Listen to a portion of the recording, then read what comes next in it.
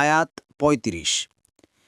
ইন্নাহুম কানু ইযা ক্বিলা লাহুম লা ইলাহা ইল্লাল্লাহু ইস্তাকবিরুন।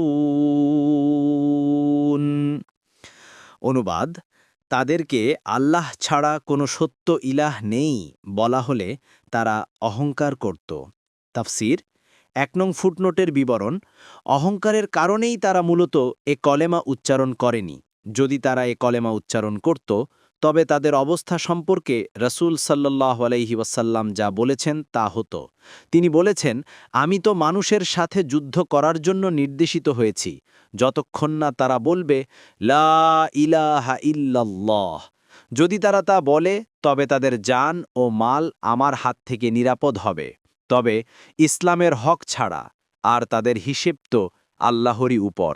বুখারী ২৫, মুসলিম ২২। ইমাম জোহরি বলেন, আল্লাহ তাআলা তার কিতাবেও তা উল্লেখ করেছেন।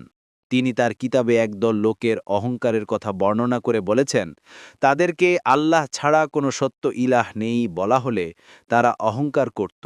আরও বলেছেন, যখন কাফিররা তাদের অন্তরে পোষণ করেছিল গোত্রীয় অহমিকা, অজ্ঞতার যুগের অহমিকা, তখন আল্লাহ তার রাসূল ও মুমিনদের উপর সদীয় প্রশান্তি নাজিল করলেন আর তাদেরকে তাকওয়ার কলেমায় সুদৃঢ় করলেন। আর সেই তাকওয়ার কলেমা হচ্ছে লা ইলাহা ইল্লাল্লাহ ও মুহাম্মাদুর রাসূলুল্লাহ। মুশরিকরা হুদাইবিয়ার দিন এটা বলা থেকে অহংকার করে বিরত ছিল।